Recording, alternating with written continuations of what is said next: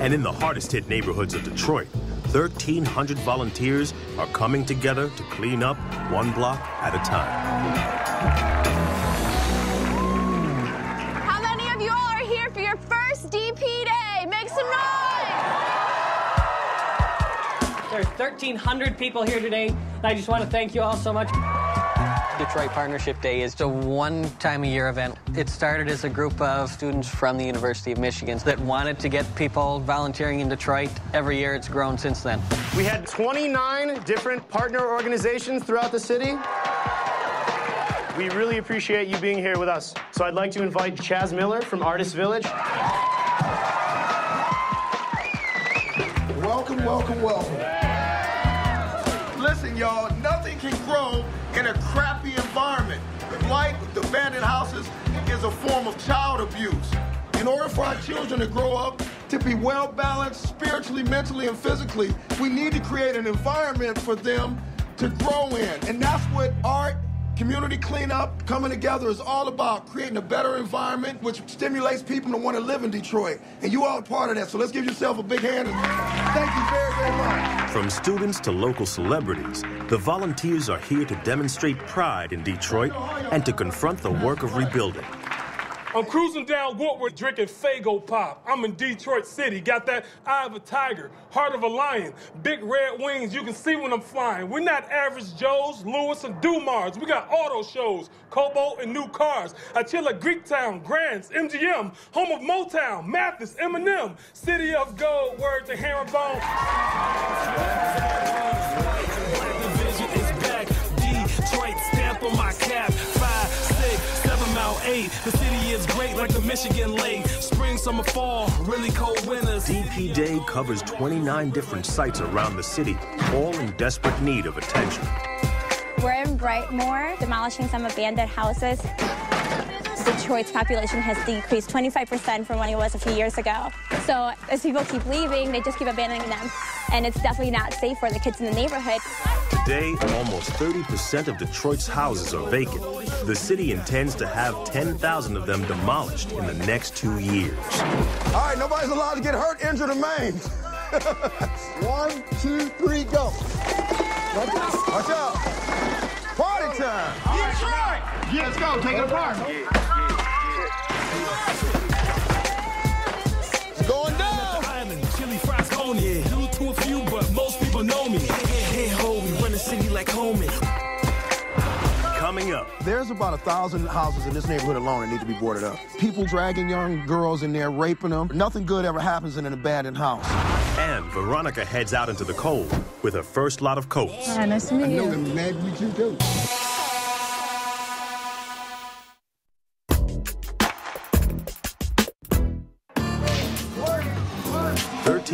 Volunteers are hard at work on this annual Detroit Partnership Day. Chaz Miller is heading back to his artist studio, where 60 of them are waiting for instructions. Yeah, it's amazing, man, just watching the neighborhood. You're trying to fix it up and just kind of deteriorating right before your eyes. Sometimes you feel like you're pushing a rock up the hill, but you can't stop. I need to start drawing.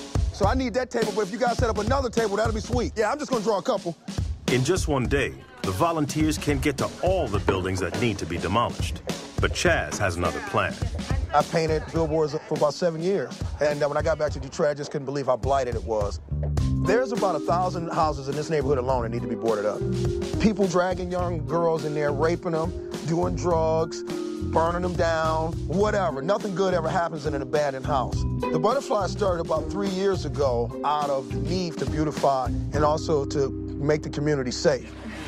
Okay, go straight up with it. Then I want you guys to paint this for me. Once we board up the house and we paint the boards, then we add the butterflies. Higher. Now go above the line, yep. That's okay, we'll make that work. The butterflies and the art tell people that somebody cares. You got the light, baby! Woo! All right, let's go. We're ready for the next one. And I set a number of 1,000 butterflies by last summer. And I was always taught to shoot for the stars. If you end up on the moon, at least you're out of the stratosphere. You know what I'm saying? Yeah. We only had like 350, so we got a lot of work to do. And we just got to keep pushing. Chaz has dozens of butterflies left to put up before the end of the day. And across the city, volunteers are planting trees in blighted parks, painting churches, and cleaning up abandoned homes. Although there are a lot of burned down and dilapidated buildings, there are good people within some of these buildings and structure. A lot of people that have been here 40, 50 years, so there's a lot of culture here. An initiative like this today means that we give some of these people the glimpse of hope that Detroit is coming back. Detroit definitely is a place where there's a very strong community. There's a lot of vitality in the neighborhoods. There's people that just, no matter what, they don't give up hope. I have pride for the city of Detroit, and I'd be doggone if I let my city go down. If I'm the captain of this ship, we're going to sail and get to the promised land.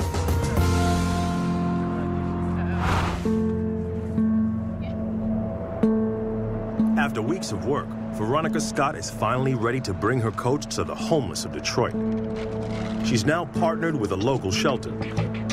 I just recently started working with the PATH program, which is a part of CAST community, where this team of people go out every day into the areas that were too dangerous for me to go in alone. Your idea with the coat is amazing. They definitely would use it because just yesterday there was a gentleman laying right on the ground. And if they are going to be on the street sleeping like that, they might as well have something to keep them warm. Something to keep them warm. That's awesome. This is usually an area where it's a lot of people at. We'll go over here in this area. How you doing? Are you homeless? Do you so you have been linked to a agency yet? I was linked to what was that? And I'm gonna write down just a little information. Yeah, to give you a card. All right, is that got your attention? Schizophrenic, you think? Yeah, definitely schizophrenic. That's tough. It is tough. Give us a second and we'll get you out there. This is what we have for you, babe. There you go. And some gloves, and you got a hat. These are what they've been called unreachable. You know, they've lost trust and a connection with most of humanity, whether because they're, you know, schizophrenic or bipolar, or just because of what's happened to them. Hey, Veronica. The lady wants you to talk to her about your coat. We think that she'd benefit from it.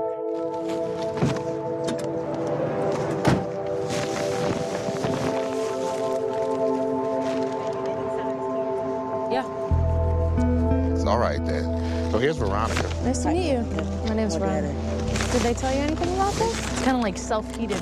It's waterproof. Yeah, really? Windproof. So here it is. It's a little small, I know. I'll get you the... Okay, but if you're getting me an extra large, she's gonna fit? Yeah. How do I look? Like a big gummy? I've never come across a person like Veronica that wanted to do something so personal for a homeless person. I mean, that's the truth. You think you black, can use it? We can get it in black for you. Okay. All right. I'm glad you like it. Okay. So you want some help taking it off? Yeah. I know. We'll bring you on back. We crazy. So I'm all right, well, we'll do all right. So I'll see you later today. We'll come down this month and check on your Brinos. And she loved your coat. You know, I mean, things like that inspire her. Inspire her to try and, you know, and this is a tool for us to help reach them. We pass out coats all the time, trust me. We pass out coats, boots, hats. This coat is different. It's giving them an opportunity to lie down and be warm versus walking around. What size would you want? I've got a medium. So what I'm working on doing is really creating a system around this project, the empowerment plan. What I hope to do is to be able to build almost a training facility and then at the same place create low-income housing for the people that need it. Coming up, Detroit's urban farmers sell their homegrown produce at Eastern Market. We've always been self-sufficient. We are human beings. All human beings live for themselves.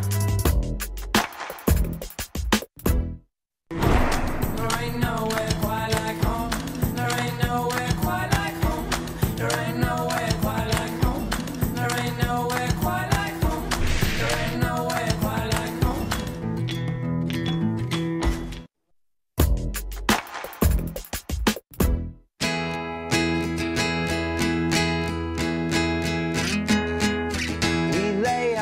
In a lonely town, they call it Detroit, Michigan. They love it loudly, hear 'em all say.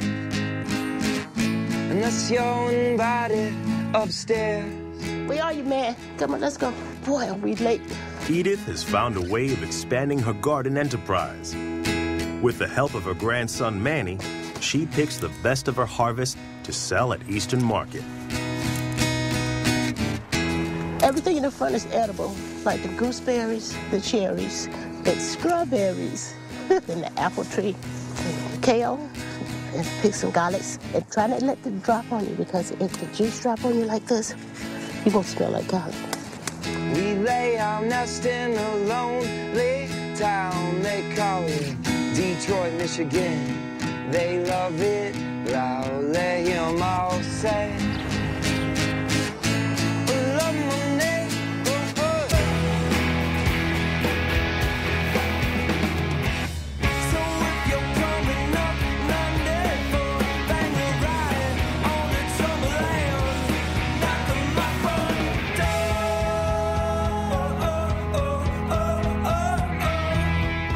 Urban farming thing is huge, one of the largest urban farming examples in the world. So the Eastern Market now has been retrofitted to not only cater to the larger commercial farmers, but also is something that still the average local farmer can come and afford a booth. The urban garden is the best thing ever happened to this Detroit. I'm planting my herb garden today. It should be ready when I get back. Garden is my relaxation. I lost 10 pounds already. What's your name? Nice to meet you, man. Mr. Miller. You can call me Chaz. Some kids call me Chuck E. Cheese. What do you like to do? Play video games. Play video games? Action-packed ones, huh? Video games about gardening? In Detroit, abandoned buildings become artist communities. Vacant lots become gardens. Trash becomes art. So Detroiters have learned to be self-sufficient and self-sustaining. We've always been self-sufficient. We're human beings. All human beings live for themselves. Do you think Detroiters stick together? They will survive. My big hopes would be to see families start to move back to Detroit, services to be brought into Detroit. I think the urban farming thing's great. We all need to work together as neighbors and start to address the real problems. Thank you so much. Detroit is not going anywhere. Are we as prominent as we once were? Probably not. Can we be better than we are? Definitely. It really amazes me to really think about where this all started. I was in a studio class designing an interesting coat project, and now we have moved into a completely giant new space. I've hired people. I have an intern. This has consumed my entire life. It has completely changed the pathway I thought I'd be on and what I had planned on doing for the rest of my life. Those are beautiful. These are gorgeous. All right, I gotta have a salad today, man. Detroit definitely is a place where there's a very strong community. There's a lot of vitality in the neighborhoods. There's people that just, no matter what, they don't give up hope. They don't want to give up. They want to work together. They look very fresh. They are. Just picked them this morning. I'll make sure I tell my mom about your brains. Okay. There are people here who just are truly civic-minded. Tomatoes, onion, peppers. And we live in a time when that is in short supply. Detroit, despite how terrible things have been here, never has lost that. Why don't you come taste some of my food over here?